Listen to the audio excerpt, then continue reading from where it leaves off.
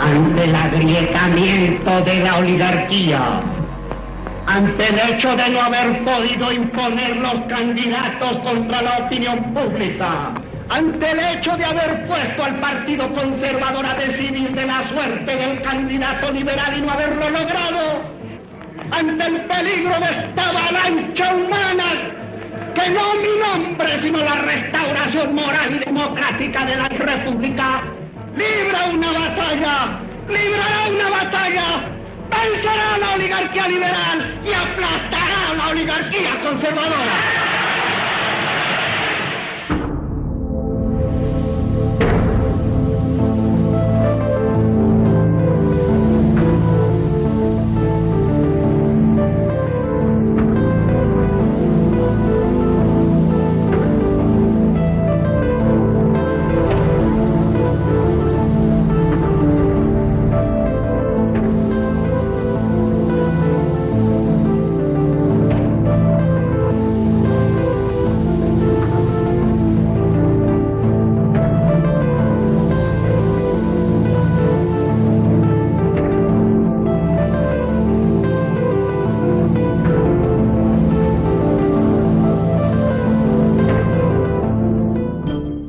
Desde su primer atentado en Ubaté, Cundinamarca, durante un discurso en 1921, cuando al abrir sus brazos una bala le atraviesa el saco, el jefe, como lo llaman sus seguidores, es el hombre llamado a dirigir multitudes nunca vistas. Hijo de una maestra y de un librero, es la combinación perfecta para canalizar el descontento popular, ya que los maestros hacen la revolución cultural en América Latina. Gaitán recoge todo ese entusiasmo de las gentes como ningún otro en la historia de Colombia. Conquista al pueblo con frases sencillas, utiliza la burla y el sarcasmo. Se burla de la oligarquía, del periódico El Tiempo, e hipnotiza a sus seguidores con su gran carcajada. Convence al pueblo al hablarle en su propio lenguaje de manera muy sencilla. Mientras los demás líderes partidistas utilizan una oratoria académica, literaria, él se expresa con frases como: el hambre no es liberal ni es conservadora. Y esto emociona a la gente. En sus discursos, Gaitán se transfigura llevado por la emoción y la sinceridad de lo que afirma. En su oratoria parece un hombre en trance. Sufre un desdoblamiento en su personalidad. Yo no creo que seáis inferiores. Y entonces yo digo, aquí a vosotros en Bogotá, a la gente de toda Colombia, no hay sino una solución: a las calles permanentemente, si es que en verdad tenéis la potencia de lucha para dar la batalla. Como parlamentario es un acontecimiento. Las barras están siempre llenas y sus debates causan conmoción nacional. En 1928 es el primero que habla de frente en el Congreso de la República en contra de la United Fruit Company y la masacre de las bananeras. Se hace conocer públicamente por esta denuncia que le crea la aureola de defensor de los sectores más humildes de la sociedad, lo que también practica como abogado. Gaitán abandera la lucha contra el latifundio, pero ya está decepcionado del liberalismo porque ve la lentitud del gobierno de Enrique Olaya Herrera en políticas tan vitales como la reforma agraria. Gaitán no vislumbra las reformas dentro de los planes del liberalismo y por eso se separa del partido. Crea la efímera Unión de Izquierda Revolucionaria, UNIR, convencido de que ambos partidos tradicionales comparten el mismo proyecto oligárquico. La UNIR no logra ser un partido de masas. Apenas se limita a controlar algunas asociaciones campesinas en el Sumapaz y sindicatos especialmente del transporte en algunas ciudades. La UNIR está conformada por el pueblo conservador y el pueblo liberal. Gaitán afirma: el pueblo no tiene dos partidos, sino que ha sido partido en dos. Finalmente, la Unión Nacional de Izquierda Revolucionaria es liquidada por la Revolución en Marcha de Alfonso López Pumarejo, que la deja sin discurso. Otros dicen que un nuevo partido no puede llegar al corazón de las multitudes porque tropezará con una masa inerte aferrada a los prejuicios tradicionales partidistas.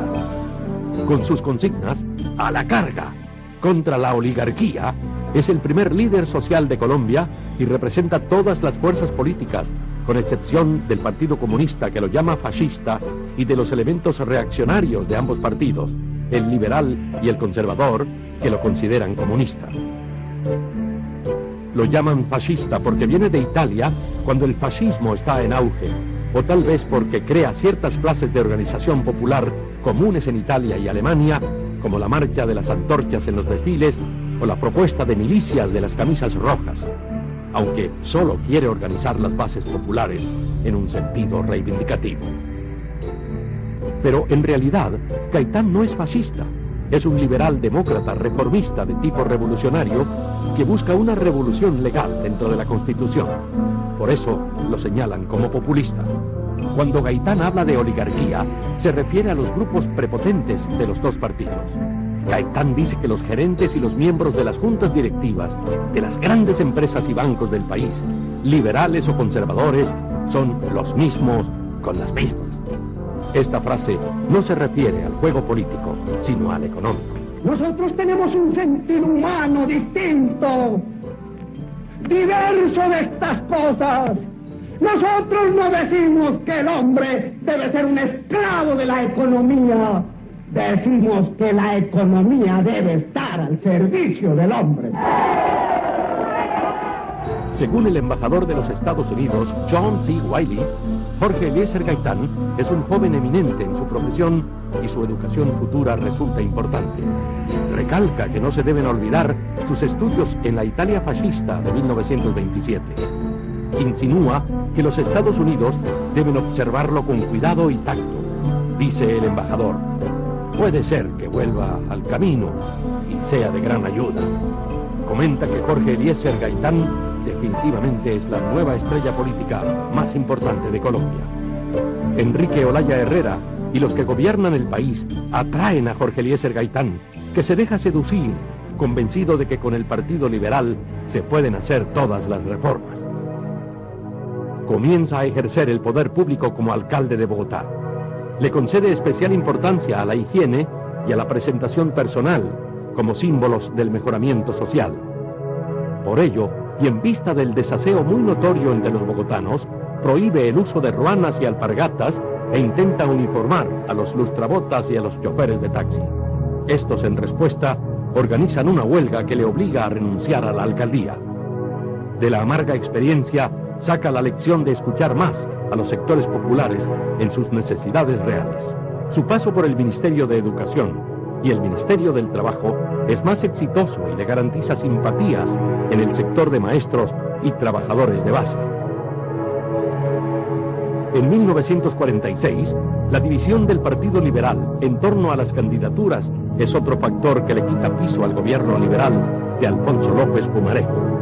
Jorge Eliezer Gaitán, que sale del Ministerio del Trabajo, agita la bandera de la restauración moral de la República. Se refiere al escándalo de la Handel.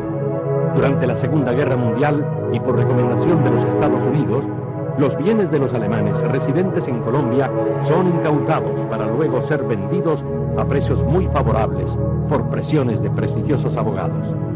Alfonso López Michelsen, hijo del presidente López Pumarejo, es uno de los intermediarios del negocio en contra de otros posibles compradores, como el señor Escobar Caballero, que al ver perdida su transacción denuncia el hecho. Este escándalo es aprovechado muy sagazmente por Laureano Gómez y la oposición conservadora para golpear al presidente. Viene entonces la renuncia de López Pumarejo a la presidencia, período que concluye Alberto Lleras Camargo. Se enfrentan Jorge Eliezer Gaitán con Gabriel Turbay por la candidatura presidencial. Desde el gobierno de Alberto Lleras Camargo se ve venir la catástrofe. Laureano Gómez muy hábilmente juega con la popularidad de Jorge Eliezer Gaitán, que tiene el apoyo del pueblo conservador. Laureano Gómez sabe además que Gabriel Turbay cuenta con la legitimidad institucional del liberalismo y el apoyo de la maquinaria política. Si Gaitán renuncia a su candidatura, los liberales unidos son invencibles y vendrá un período de gobiernos liberales, primero con Gabriel Turbay y después con Gaitán. Por esto ordena a los conservadores participar en las manifestaciones y hacer propaganda en favor de Jorge Eliezer Gaitán.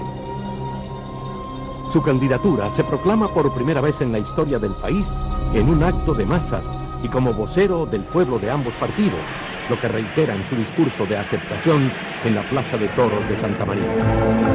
Nosotros somos una corriente revolucionaria de justicia en marcha. Nosotros somos el Partido Popular más poderoso de la historia de Colombia. El vertiginoso ascenso de Jorge Eliezer Gaitán hacia el poder anima a los dirigentes de ambos partidos a ejercer la represión para detenerlo. Este periodo de violencia se inicia en 1945, en el gobierno que concluye Alberto Lleras Camargo. Sus amigos de los comités gaitanistas le advierten que no lo dejarán llegar por las vías legales al poder y que incluso, en caso de que gane, le desconocerán el triunfo y le armarán un golpe de Estado. Gaitán dice que si a él le pasa algo, en este país no quedará piedra sobre piedra. Argumenta que él no es un hombre, sino un pueblo. Estas frases son ciertas desde el punto de vista emocional, pero ilusas desde el punto de vista histórico y político. Tal convencimiento no permite la organización de los cuadros gaitanistas. Mientras tanto, y a última hora, desde el periódico El Siglo es lanzada la candidatura conservadora de Mariano Ospina Pérez a la presidencia de la República ante la negativa de Laureano Gómez de aceptarla, pues los conservadores saben que lo único que puede unir a los liberales es una candidatura de Laureano Gómez. El conservatismo unido gana las elecciones mientras los liberales obtienen la mayoría, pero pierden el poder. Así sube a la presidencia Mariano Ospina Pérez y Jorge Eliezer Gaitán asume la jefatura única del Partido Liberal. Uruguayo y venezolano. Salud, amigos. Periodista. Y alguien está trazando una línea en el piso y está diciendo hasta aquí. Tiene más de 30 años cubriendo, analizando y comentando los principales acontecimientos internacionales. La realidad también pasa por otra lectura. Walter Martínez. Ya no hay un mundo unipolar. Dossier. De lunes a viernes. Mariano Ospina Pérez comienza su gobierno con exquisita cautela. El Parlamento, los consejos municipales y las asambleas departamentales, los grandes diarios y la opinión pública tienen mayoría liberal. El presidente Ospina lo sabe y con hábil jugada opta por hacer un gobierno de unión nacional, llamando a los liberales a ocupar la mitad de los puestos en el gabinete y propone: en mi gobierno no habrá persecución política en contra de las personas ni contra sus bienes por parte de las autoridades. Protegido por esta cortina de palabras, Mariano Ospina Pérez entra a gobernar en 1946, prometiendo un gobierno nacional. Sin embargo, su intención se reduce a inspirar confianza para proceder a montar en la sombra la maquinaria que impide a la mayoría ejercer sus derechos políticos. En las provincias, la policía pasa a ser fuerza de choque al servicio del conservatismo y el ejército fuerza de partido. Los ministros liberales se ven obligados a renunciar, pero no se unen a Gaitán, sino que lo dejan solo y se ausentan del país. Para ellos, Gaitán es el jefe del Partido Liberal, pero también es su oveja negra. Simultáneamente, millares de campesinos ven arder sus chozas o son asesinados. Comienza la huida hacia las grandes ciudades y los países fronterizos. El terror reina en las provincias. Mariano Ospina Pérez no se presenta como el sectario de odios hacia el liberalismo, sino como el manipulador del sectarismo partidista para impedir la futura victoria que se intuye por parte del caudillo Jorge Eliezer Gaitán. Según comentan sus seguidores, cuando Gaitán asume tan convencido la jefatura liberal después del triunfo del conservatismo, cambia fundamentalmente. Ya no es el antioligárquico, ya no recibe a los jefes de zona, ni a los dirigentes populares con el entusiasmo que lo hacía antes. Hay que hacerle mucha antesala al jefe, porque siempre está con los dirigentes del partido a escala nacional. Cuando se confeccionan las listas para el Congreso, el gaitanismo de Bogotá considera que lo más justo y conveniente es que Pedro Garzón quede en un renglón para el Congreso, en reconocimiento a sus grandes servicios a la causa de Gaitán. Al exponerle esto a su jefe, les contesta que si acaso consideran a Pedro Garzón como un doctor Echandía, o un doctor López, o como un doctor Santos. Esto ocasiona un receso en las actividades de los antiguos comités gaitanistas. Ya no planean actividades como la Marcha del Silencio, que se realiza en nombre del Partido Liberal y a cuya cabeza marcha Julio César Turbay Ayala. Los antiguos gaitanistas dicen, ahí sí salieron los de arriba a mostrarse. En la Marcha del Silencio, que congrega a 100.000 personas en la Plaza de Bolívar para pedir paz y respeto a los derechos humanos, Jorge Eliezer Gaitán dice, señor presidente Ospina, no os reclamamos tesis económicas o políticas, apenas os pedimos que nuestra patria no siga por caminos que nos avergüenzan ante propios y extraños. Os pedimos tesis de piedad y de civilización. Pedimos que cese la persecución por las autoridades. Impedir, señor presidente, la violencia. Solo os pedimos la defensa de la vida humana, que es lo menos que puede pedir un pueblo. A los 2 meses y 2 días de pronunciar estas palabras, el 9 de abril de 1948, Gaitán es asesinado en la carrera 7ª, en el centro de Bogotá, cuando sale de su oficina del brazo de Plinio Mendoza Neira, quien narró así el acontecimiento. Concurrí a su oficina al mediodía. Lo encontré departiendo con sus amigos. Comentaban la intervención de la noche anterior en la defensa del teniente Cortés, acusado de asesinar a un periodista que denunciaba malos manejos del ejército. Esto terminó con la absolución del sindicado a las 4 de la mañana. Yo felicité a Gaitán. Estaba eufórico y reía con mucha complacencia. Consideraba que había sido el mayor triunfo de su carrera de penalista. Lo invité entonces en compañía de los presentes a almorzar en un restaurante. Gaitán respondió, aceptado, Plinio, pero advierto que yo cuesto muy caro, al disponerse a salir con una de sus habituales carcajadas. Al ganar la puerta principal sobre la carrera 7ª, tomé del brazo a Gaitán y adelantándonos a los demás amigos le dije, lo que tengo que decirte es muy corto. Sentí de pronto que Gaitán retrocedía tratando de cubrirse la cara, buscando ganar de nuevo el edificio. Simultáneamente escuché 3 disparos consecutivos y un cuarto retardado. Gaitán cayó al suelo. Me incliné para ayudarlo sin poder salir de la inmensa sorpresa. Estaba demudado, los ojos semiabiertos, un rictus amargo en los labios y los cabellos en desorden, mientras un hilillo de sangre corría bajo su cabeza. El policía que se encontraba en la esquina vaciló notoriamente y quizá cuando se disponía a disparar al asesino, alguien se arrojó sobre él y finalmente lo capturaron. El supuesto asesino, Juan Roa Sierra, es capturado por el dragoneante Carlos Alberto Jiménez. Excitado y jadeante, no habla. De los cafés comienza a salir gente. Se oyen los primeros gritos, los primeros clamores de venganza. El sargento Efraín Silva llega en apoyo del dragoneante, pero los 2 policías se ven impotentes para garantizar la vida del detenido y lo meten a la droguería Granada, cuyas cortinas de hierro se bajan inmediatamente. No me mate, mi cabo, le dice Juan Roa Sierra al policía que lo capturó. Sin embargo, se aferra a los policías como a sus únicos posibles salvadores frente a la creciente furia de la multitud que se agrupa y amenaza con reventar las cortinas metálicas del improvisado refugio. Elías Quesada, empleado de la droguería, es el único que puede hablar con Roa Sierra en estos angustiosos momentos, mientras la multitud crece y pretende allanar el refugio del asesino. ¿Por qué ha cometido este crimen? El hombre acorralado contesta, ¡ay, señor! Cosas poderosas que no le puedo decir. ¡Ay, Virgen del Carmen, sálvame! Elías Quesada insiste, diga quién lo mandó a hacer esto, porque ahora mismo el pueblo lo va a linchar. No puedo, contesta Juan Roa. Afuera, la multitud enardecida solo entiende que el asesino está gozando de protección y la reja de la droguería Granada no resiste más el furioso embate. Los agentes de policía, que rápidamente se concentran en San Francisco, tratan de evitar el linchamiento. Sin embargo, Juan Roa Sierra es golpeado brutalmente hasta la muerte. Sin vida y casi desnudo, comienza a ser arrastrado por la carrera 7ª de la iglesia de San Francisco hacia el sur.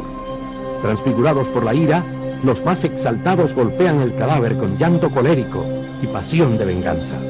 La turba anónima arrastra el cuerpo hacia la calle 14 y semidesnudo es llevado frente a la puerta del Palacio Presidencial, donde permanece 20 horas tapado con un capote militar.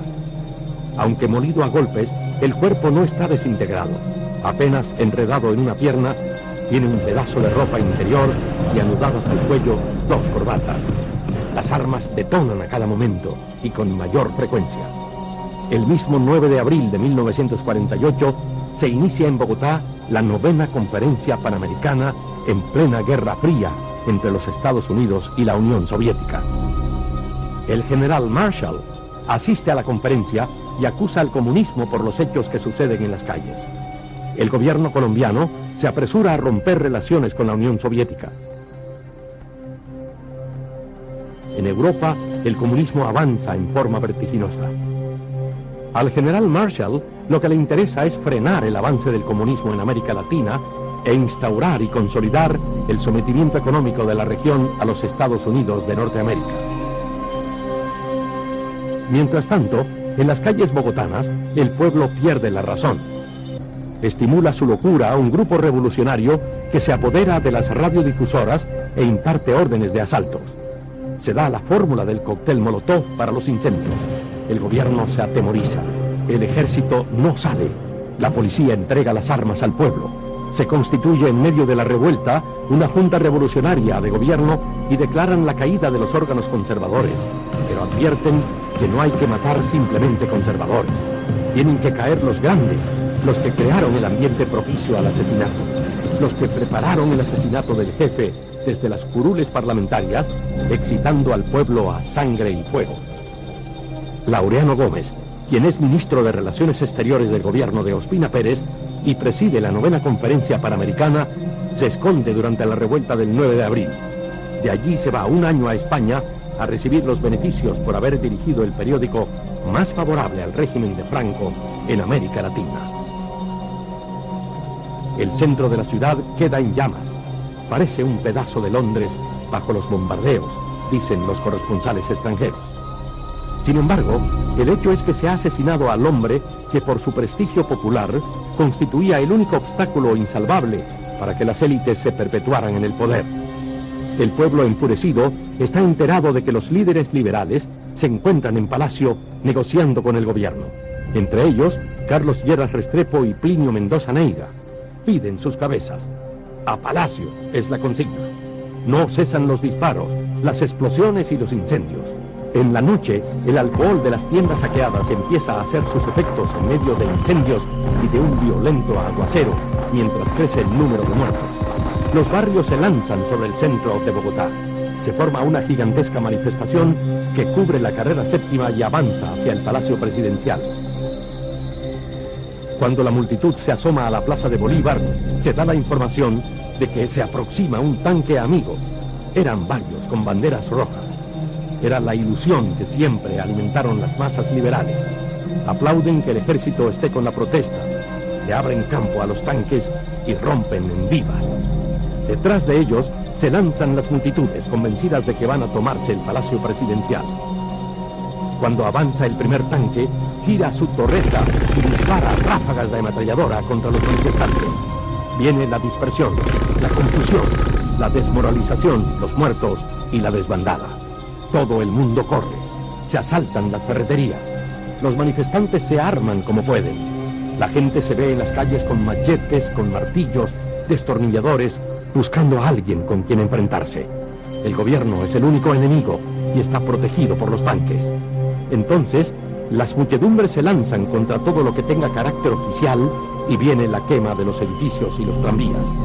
Sin embargo, la protesta sigue durante toda la tarde y parte de la noche, pese al tremendo aguacero que contribuye a la dispersión. Los manifestantes vociferan. ¿Dónde está el Partido Liberal en estos momentos?